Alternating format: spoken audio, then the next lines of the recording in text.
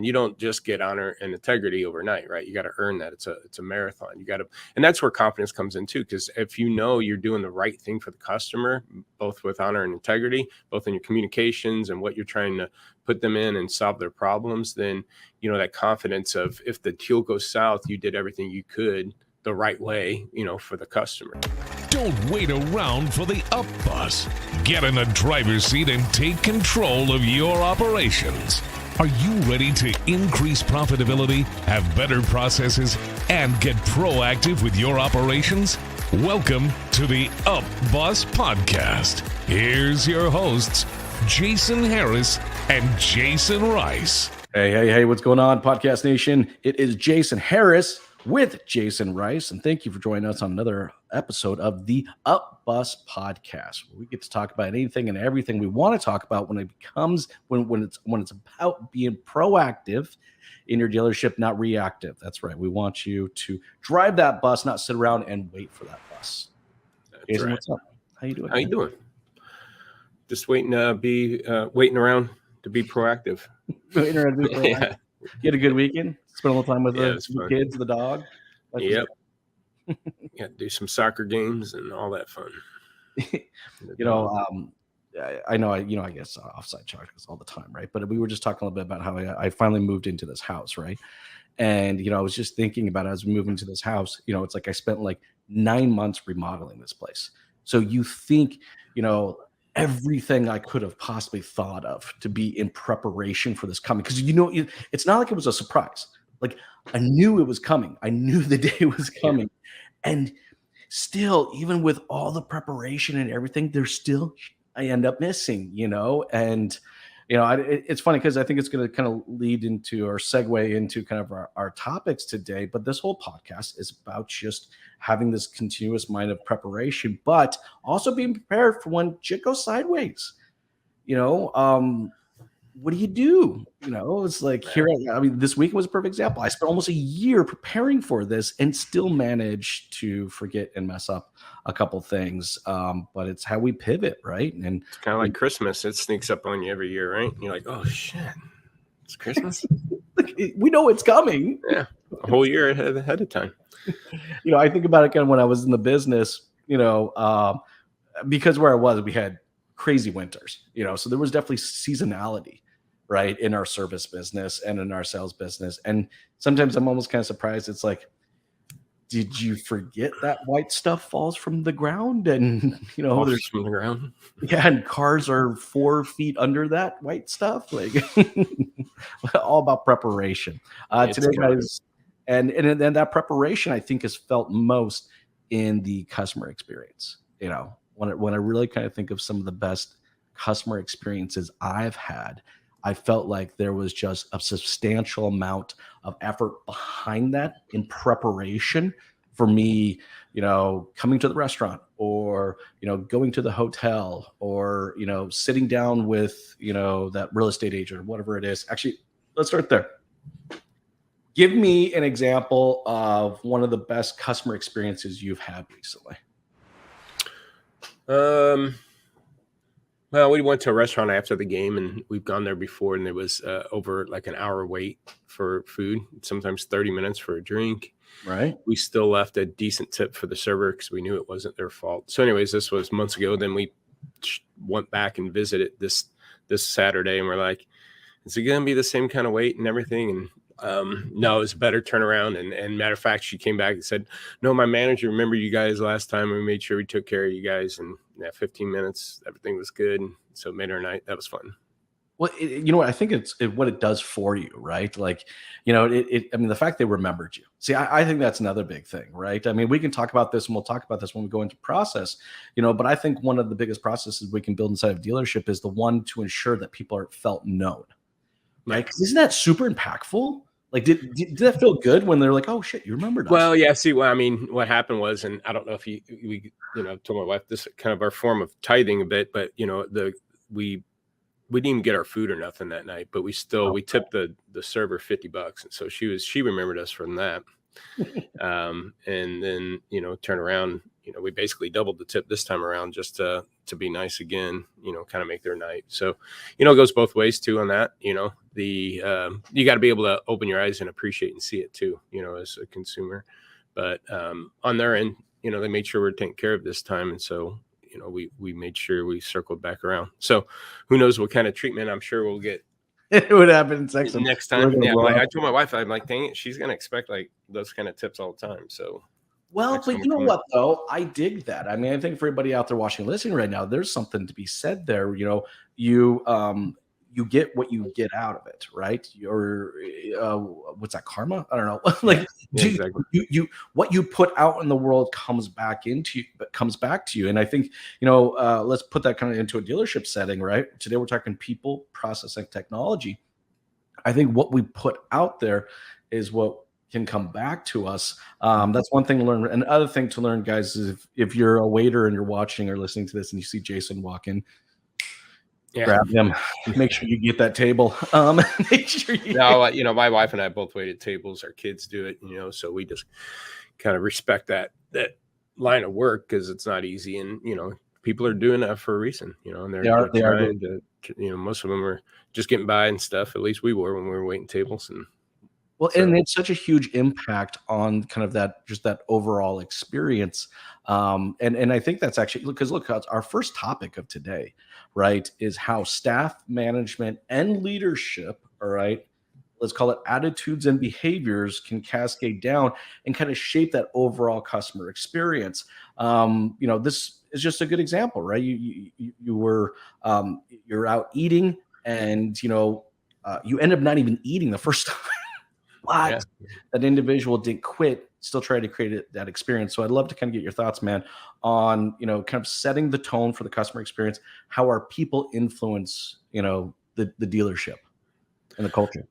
Yeah, I mean, at dealership, especially because, the salesperson's the first person that typically a customer is going to see. So, I guess going there and helping them with their instead of trying to sell them something, that goes all in qualifying questions and stuff like that. But you also got to find it in a way that you're not using some kind of script that every dealer, every time a customer walks in the same dealership, same questions.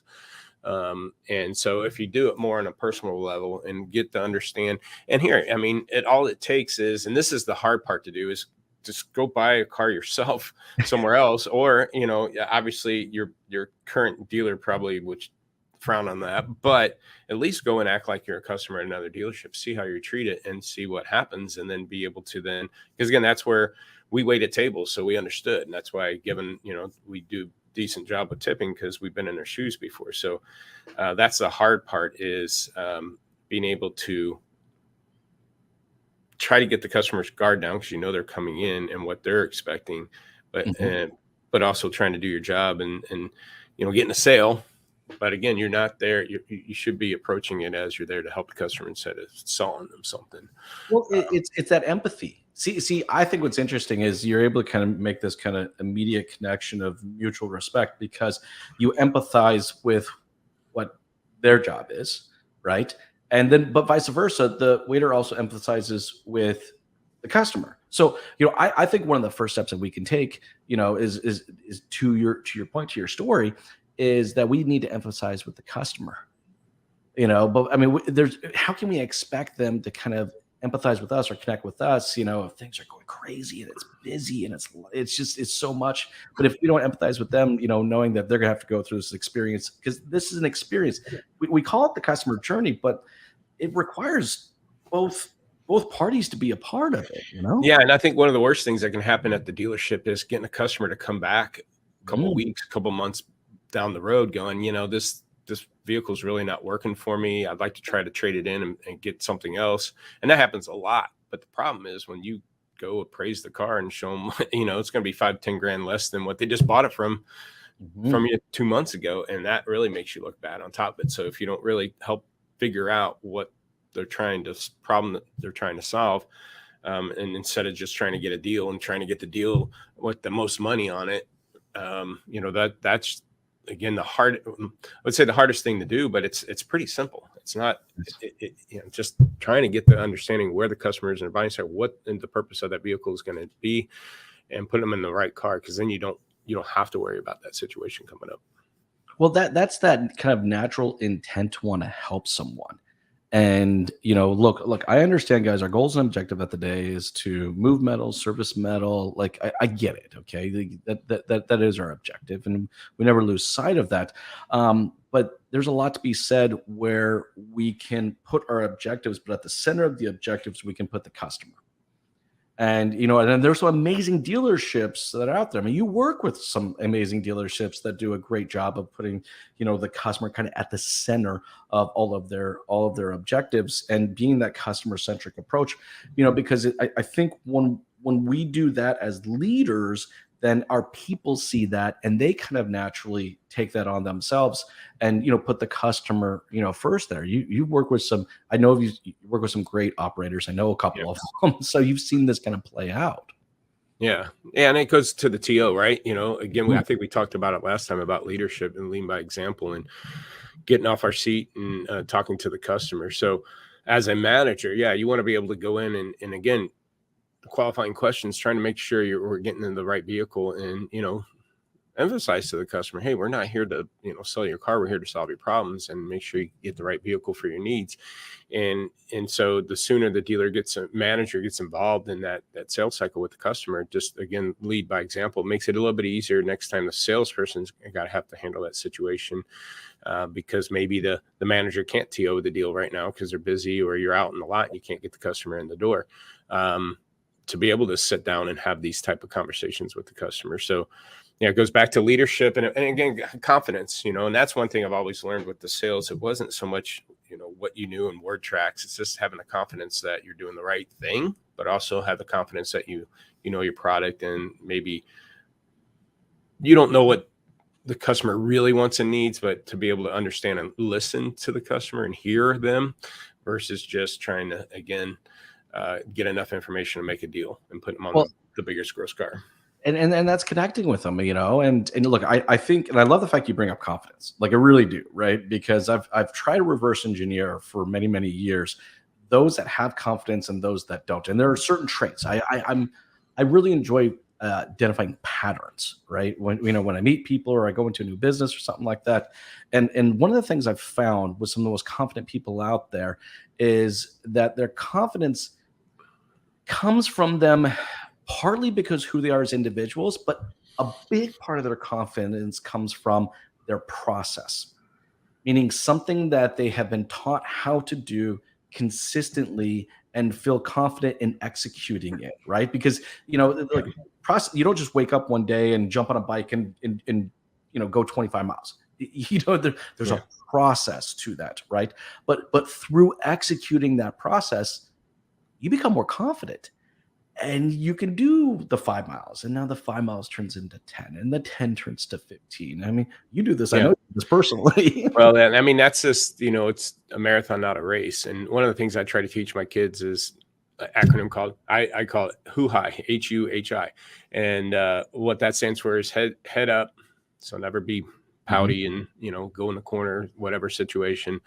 But honor and integrity are the second things. And you don't just get honor and integrity overnight, right? You got to earn that. It's a marathon. You got to, and that's where confidence comes in too. Because if you're doing the right thing for the customer, both with honor and integrity, both in your communications and what you're trying to put them in and solve their problems, then, that confidence of, if the deal goes south, you did everything you could the right way, for the customer. So, and just be able to, I would say, brush that off and move on to the next one. So again, it's just, it's something that happens over time. And that's where that confidence comes in, not just knowing your product and knowing your processes, but doing the right thing for the customer in the long run. Again, with honor and integrity. And that goes back to, who's teaching you that, right? And where it came from, the foundation. And again, that's where manager roles come in and leadership does.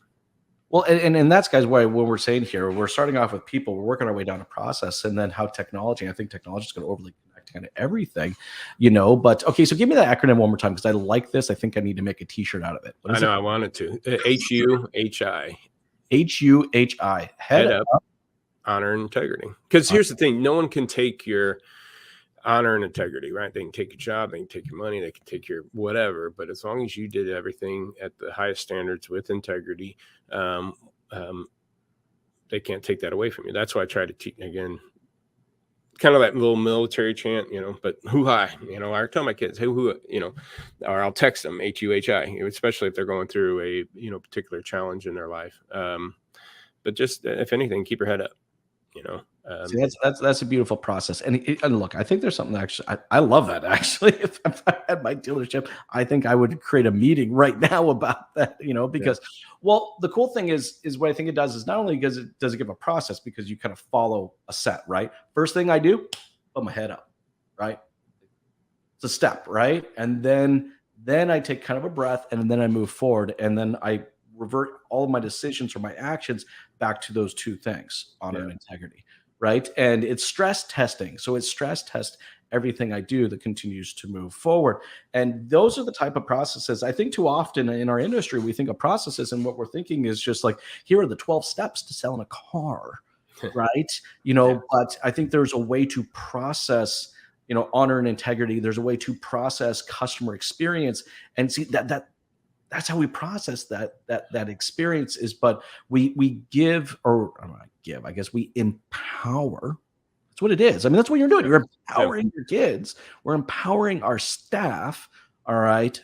With a process that's of always kind of moving forward, but at the core of it, honor integrity for us, our clients, keeping at the core in the center of that. All right. Honor integrity around what we do and how we work our clients. Yeah. And I think as a manager, if you've taught your team that, then when you're not around, things are going okay. Right. And so you don't necessarily have to micromanage and, start chipping away at people. And obviously then they get defensive, and then they, and so you obviously, to be able to be a leader for that, you've got to also have that quality.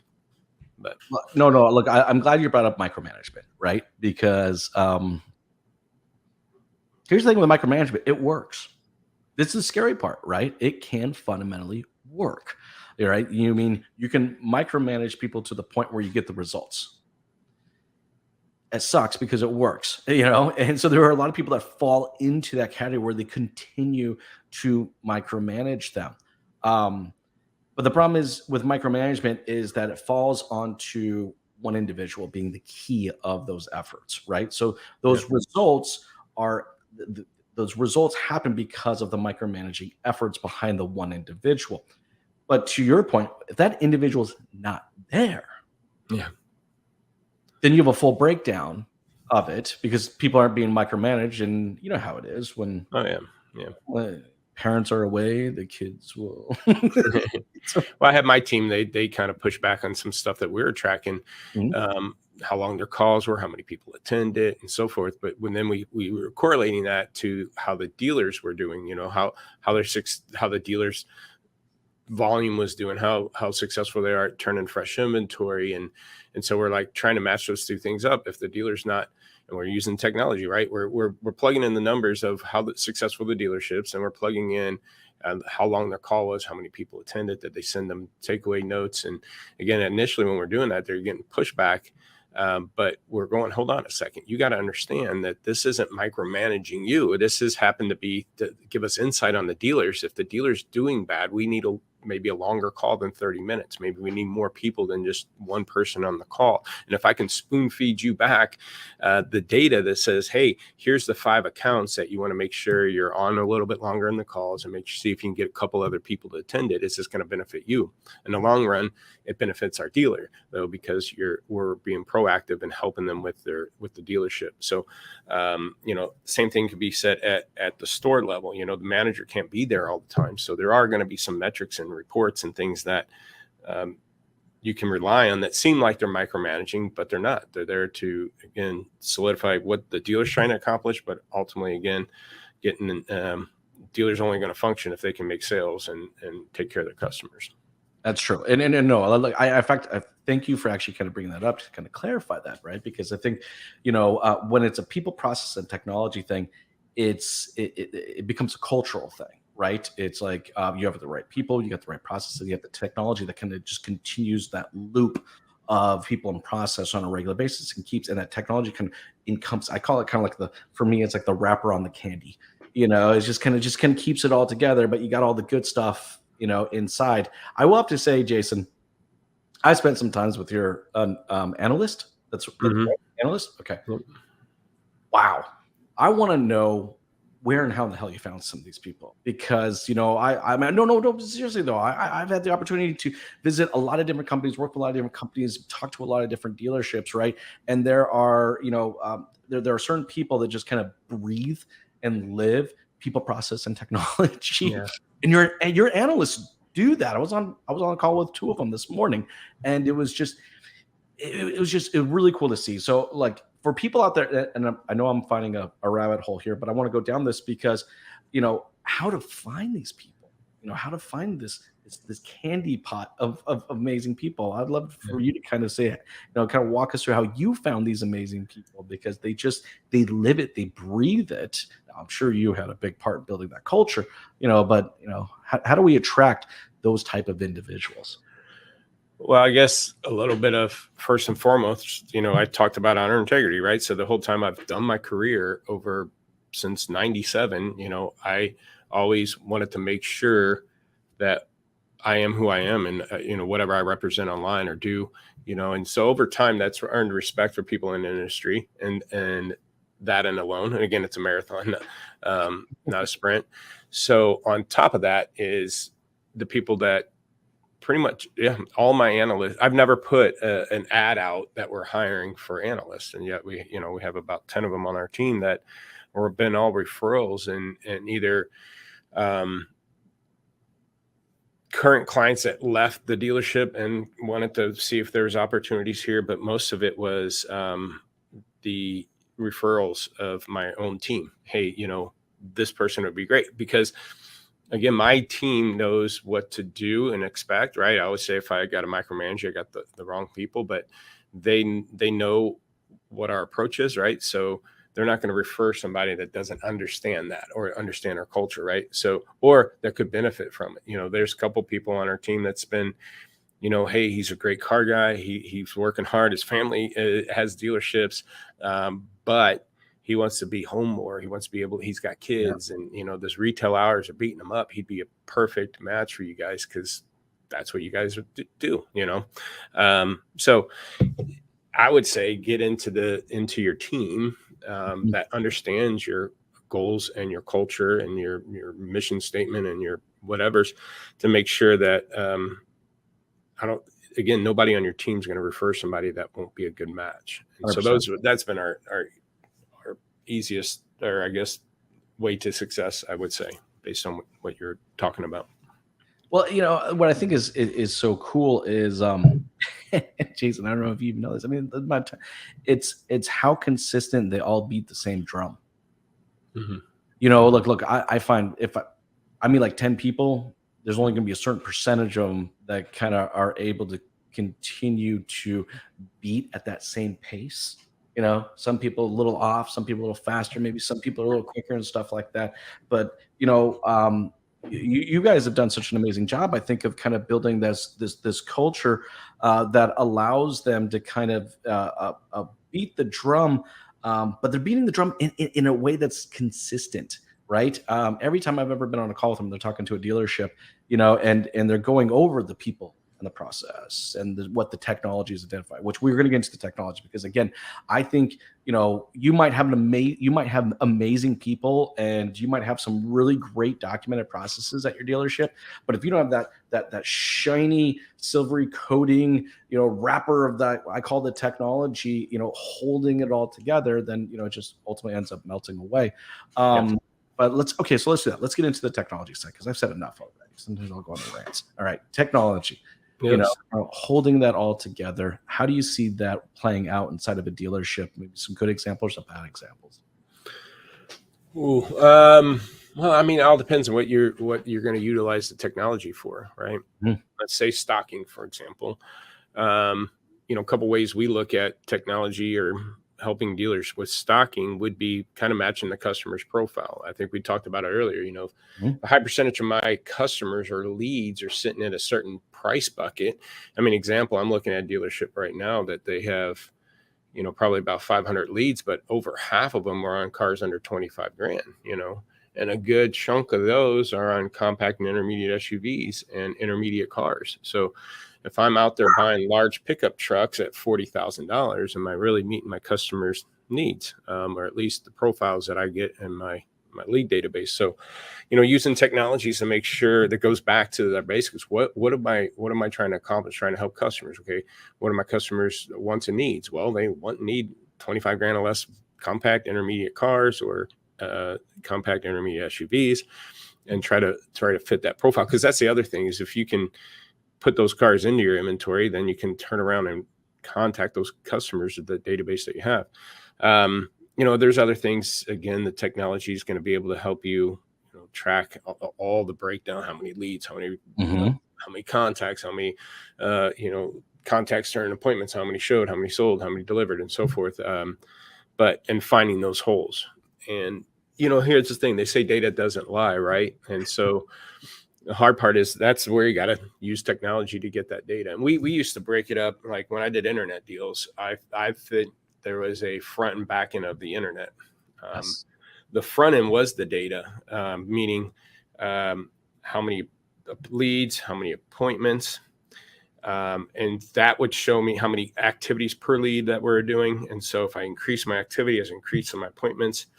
The back end, though, was the people part of it, but there's a whole process there too. The back end of an internet deal was the shows and what happens when they showed up, and that's what I meant by front and back. The front end could be great, call, email, and you're talking to the customer. You get them excited about the vehicle, excited about coming in and talk to you. You give them all the information, you send them videos. You're doing all the right things, but then once they show up, There's a breakdown.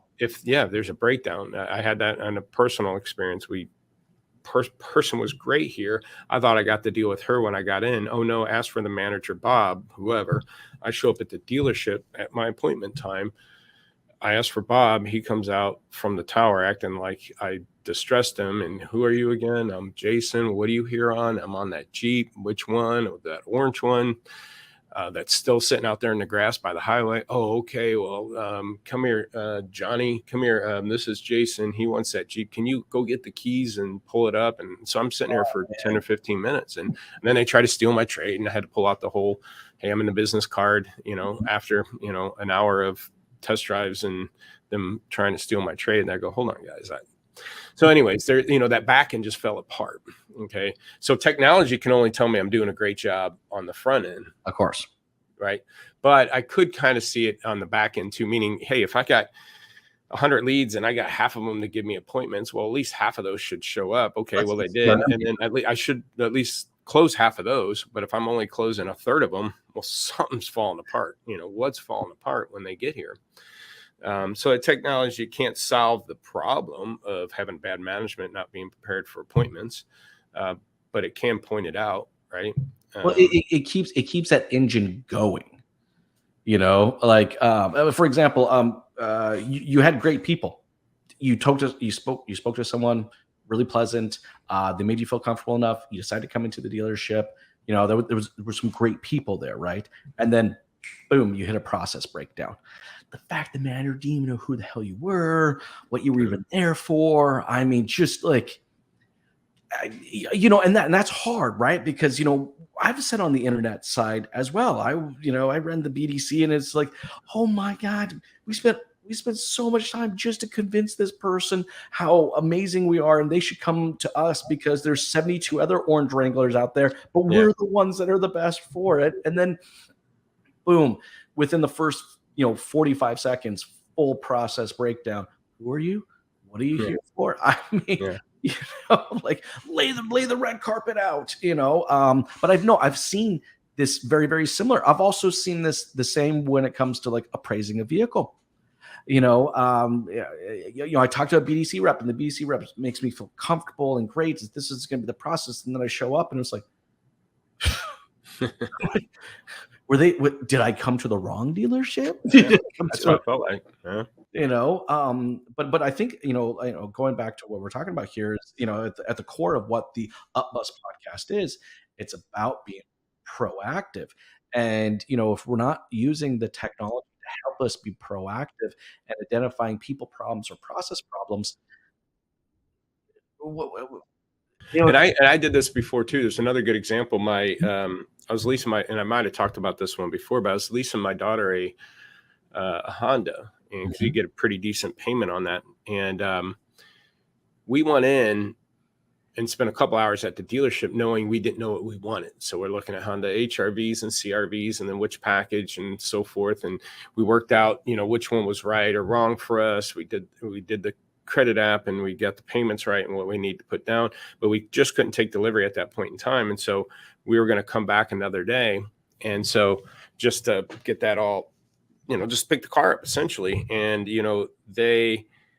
here's a couple things they dropped. Again, they waited for us to show up, obviously. And here was the thing. I think it was like 5:00. And I'm like, well, we should be there less than an hour. We're already done everything. It's a 3 or 12,000 mile lease. So we don't need a warranty and all that kind of stuff. Should just be an in and out, no trade in, just in and out.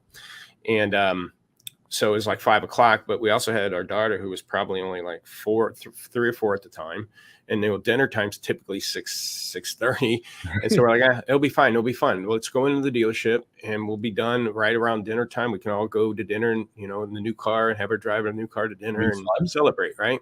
Well, we get there. And again, they barely were ready for us. And then 2, they try to come out and sit down with us with a template technology. Right. And they're trying to upsell us on the wheel and, windshield protection things and stuff, paint and fab. And I'm like, I told my wife, maybe we should get it. My wife's like, no, we don't need to. It's another 10 or 15 bucks. It wasn't that much more a month because again, I was worried about my daughter being in her, teens or 20, curbing a car going through the drive-through. She's got a 30-minute drive to her college, which is just country highway. So she could hit a deer, or chip her windshield or something. Right.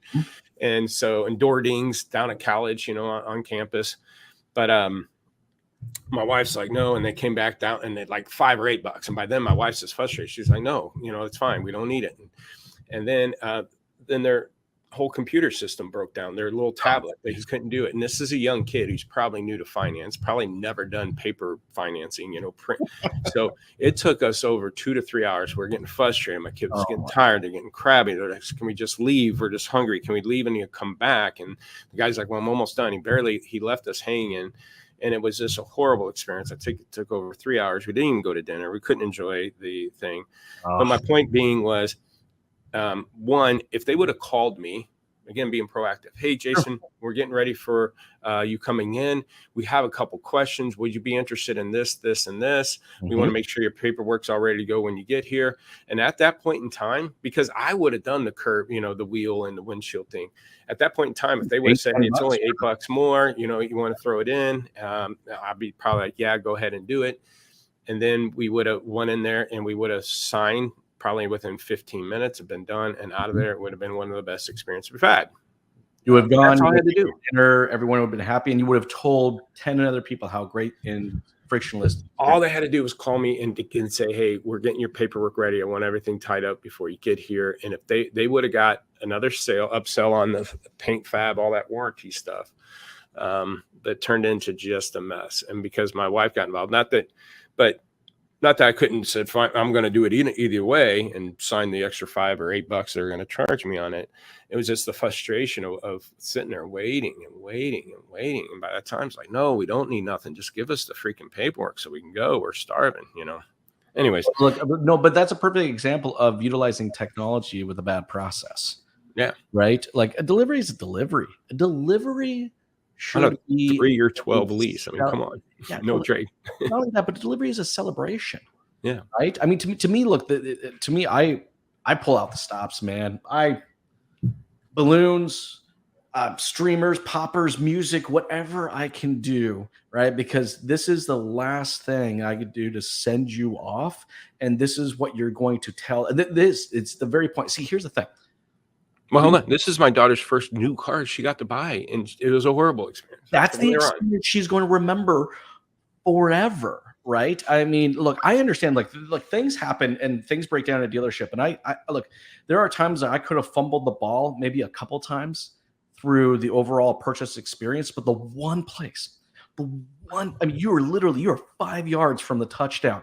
You cannot fumble the bloody ball. It's got to be just a full on.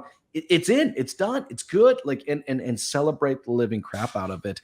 But there you go. That was a good use of technology, but in a bad process. And it wasn't the people. It was that young person knew following a process. All right, that didn't have the customer at the center of it.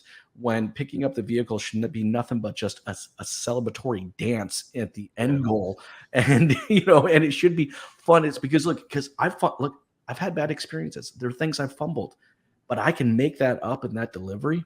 I 100% can, because that's what they're going to remember. That's what they're going to tell. Yeah. That's what they're going to tell their 10 friends, even though maybe I fumbled the ball a couple times on the way to it. Anyways. Well, even to the point where when they want to go over the car and the features, are like, we'll figure it out. We got to go. Oh, no. We got to go. It's like, and so I bought dozens of cars, so it wasn't a big deal. I understand. I've been in dealerships. I know how things can happen, but man, for her to have that as her first experience buying a car was just horrible.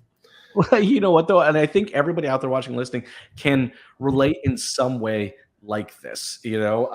Recently at a restaurant, everything was amazing until I asked for the check. And then all of a sudden, I don't know what happened. I don't know what happened. Like, we had 30 minutes for the check to come. It was like, what was the breakdown? Everything was amazing. But but look, guys, I know we're at there's technology that you could scan a QR code at your table and pay for it and walk out. But I love that stuff, man. I tell you, too. That when that came out, I was like, I don't have to wait. Wait, the kids are done. I can go. Because you know how it is with young kids.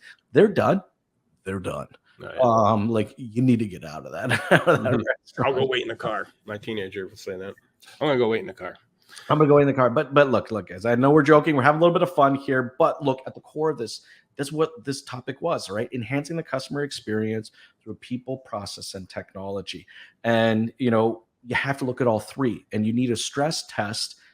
Jason, I love your acronym. Again, for everybody out there watching, HUHI. All right. Head up. Honor, integrity. Love it, man. Absolutely awesome. Hey, thanks so much for taking the time to chat with me today, Jason. This has been a lot of fun. For everybody out there watching and listening, if you'd like to see more great and amazing UpBus content, you got to check out theupbus.com. All right. Great. They're always putting up new tidbits, new content. You got to check it out. We're keeping that updated on a regular basis. And always new and exciting stuff to come. This is episode number 6. We thank you for participating, but hey, this is far from the last episode. There's a lot more great content to come and some very cool surprises to come along with it. Jason, thank you for taking the time to chat with me. This has been fun. Thank you, Jason. Thanks for tuning in to the Up Bus Podcast with your hosts, Jason Harris and Jason Rice. To stay up to date with all our content, be sure to like, comment, and subscribe. Happy